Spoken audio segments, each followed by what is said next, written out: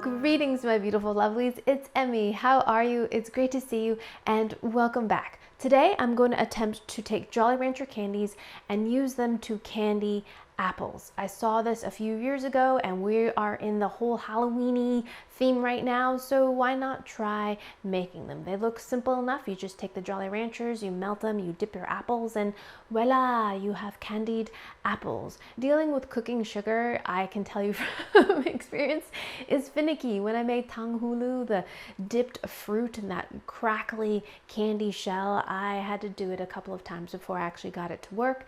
It's because cooking sugar is tricky. You have to get it at a specific temperature to get that really crackly, hard crack that you're looking for that tanghulu style candy. Now, candied apples is quite similar. Of course, the traditional color is red. We were going to use Granny Smith apples, which are nice and tart. That combination of sweet and tart and crunch is wonderful. But today, instead of going through that sugaring process, we're going to be using Jolly Rancher candies. My kiddo and I went ahead and sorted all the Jolly Ranchers into their different flavors. Jolly Ranchers consists of 5 different flavors: blue raspberry, cherry, watermelon, grape, and green apple. So the traditional color for candied apples, of course, is red, and that is the cherry flavor. So in this oven-safe pan, I've got about 50 or 55 Jolly Ranchers. These are the cherry ones, and I'm going to place them in a preheated 325-degree oven, and I'm going to melt these for about 10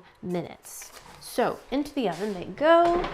Set my timer for 8 minutes. So heating in the oven is really convenient. It's quick and easy. You don't have to watch a pot of boiling syrup. You're not wiping down the sides of the pot, making sure that the sugar syrup doesn't crystallize. I mean, hats off to all the candy makers out there. So while that's heating up, let's go ahead and prep our apples. So today's recipe inspiration comes from Cupcakes and Cardio, and I also watch Geek Sugar Show, and I'll put links down below to their channels. These are Granny Smith apples. There's a cat in there, and she's probably eyeing my, I don't like this cat is just like hanging out in my yard. I've got some Granny Smith apples. These are traditionally used for caramel apples and candy apples because they're nice and crunchy and they're nice and tart, which really complements the sugary coating we're going to be adding to this. So these apples are coated with a wax, and we're going to try to remove as much of that as possible so that our candy coating sticks better. I'm going to hold the apple by the stem and use some really hot water and just quickly pour that water around the apple and wipe off as much of that wax as possible. And if you look at the water, you'll see a little bit of oil kind of slick to the top. That's the melted wax. If you're a kiddo, make sure you have an adult help you do this part. You can also just dip a towel in the hot water and remove as much of that as you can as possible. Next, I'm going to take some candy apple skewers. These skewers are a little bit fatter in diameter and a little bit shorter. That's important because our apple is quite heavy, so we want a handle that's substantial and strong enough to hold its weight. And we're just going to poke it right into the stem. Go in there pretty far. Let's see, is there any way that I can do this without hurting myself? Oh look, I've got a little handy dandy hammer.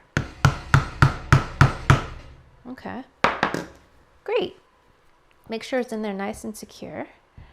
And we want these to stand up straight, so probably a good idea to do it straight.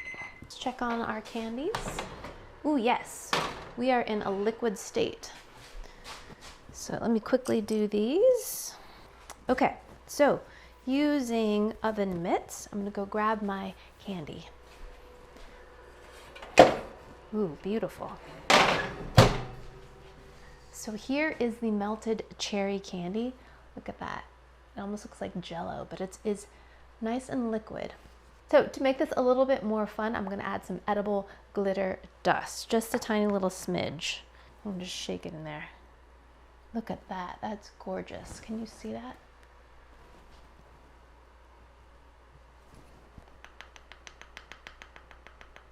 Oh, I don't know, like 1/8 of a teaspoon.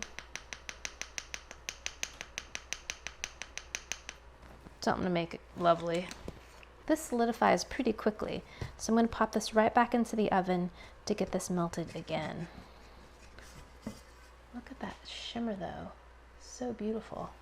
So we're gonna have to work really quickly here. This solidifies really fast. Okay, so back into the oven for a couple more minutes, and then we'll be ready to dip. I also have a pan fitted with a silicone mat, so after we dip, we'll just place the apple right onto there.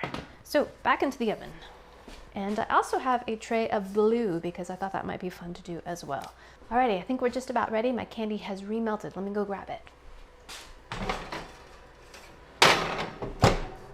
Yes, indeed. And look at that glitter. Can you see that glitter? Okay, so now we have to work quickly here. By the way, I'm using a pan that has nice high walls so that I have a lot of room to dip with. So I'm gonna just take my candy apple. Just gonna tilt my pan this way, take my apple and dip it in quickly. Oh, that looks beautiful. And leave a little green on top. I think it looks so pretty that way. Oh my gosh, this looks gorgeous. Let the excess candy drip off.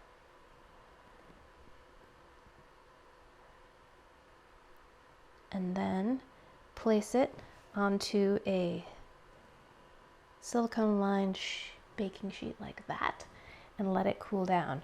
Okay, I'm gonna place this back in the oven and let it warm up a little bit more. This is looking great. When I first dipped the apple, I didn't see any bubbles, but now I'm seeing bubbles. Why? Candy apple help makers, let me know. The glitter looks gorgeous though. Absolutely gorgeous. Let's do it again. Tilt the candy down and go ahead and dip the apple.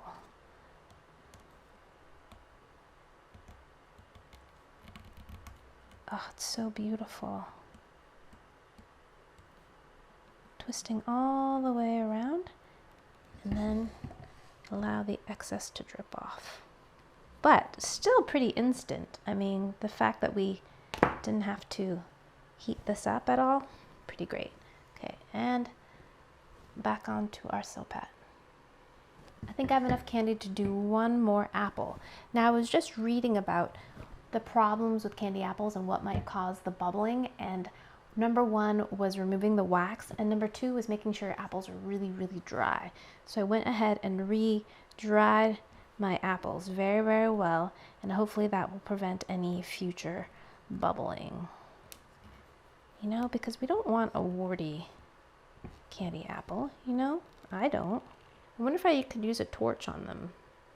People would do that with a torch. With other candies, would that make a difference with this candy?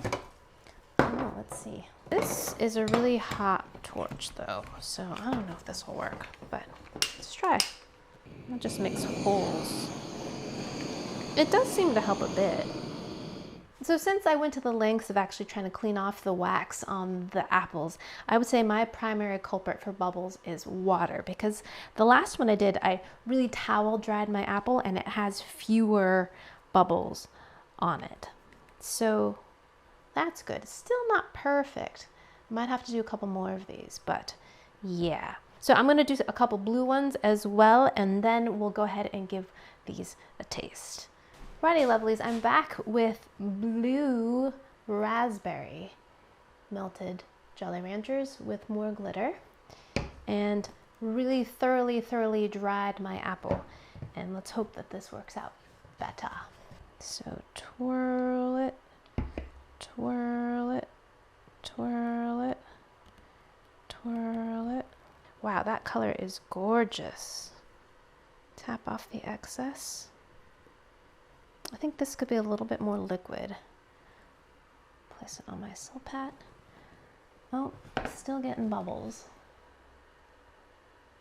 So, using Jolly Ranchers to make candied apples is totally possible and actually quite easy. If you want to avoid these little bubbles, make sure your apples are very dry and remove as much of the wax as possible. So I use boiling water, but I think what might be even better is to put the apples completely submerged into boiling water for a couple of minutes, pull them out, and then that way as much of the wax is melted off as possible. I got most of it, but I still got some. So yeah, if you remove the wax and make sure they're thoroughly dry, you'll get these beautiful shiny results. Look at that. Absolutely gorgeous. That glitter is so pretty. Alrighty, so I'm going to taste one of my warty ones just so I can give these a taste. Now, this is candy and it's wicked hard. Like, listen how hard this is. I am not gonna bite that with my teeth. I'm gonna cut this like that. Look at that. You can see how thick the candy shell is. All the way around. Alrighty. So, let's do it like this. Alrighty, happy Halloween! Itadakimasu!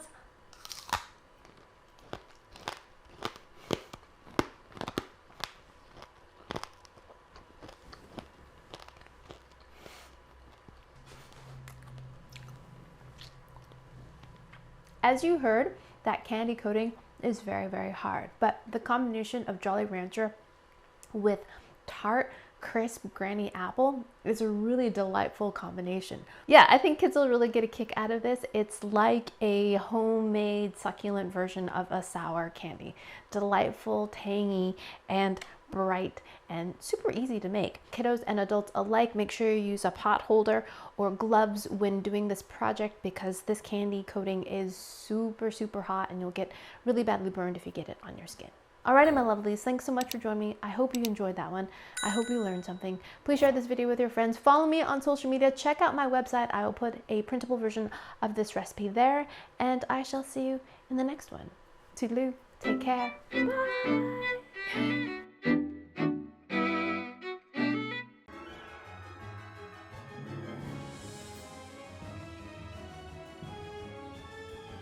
We represent the Lollipop Guild, the Lollipop Guild, the Lollipop Guild. We represent the Lollipop Guild. And I'd like to welcome you to Munchkin Land. That's bad.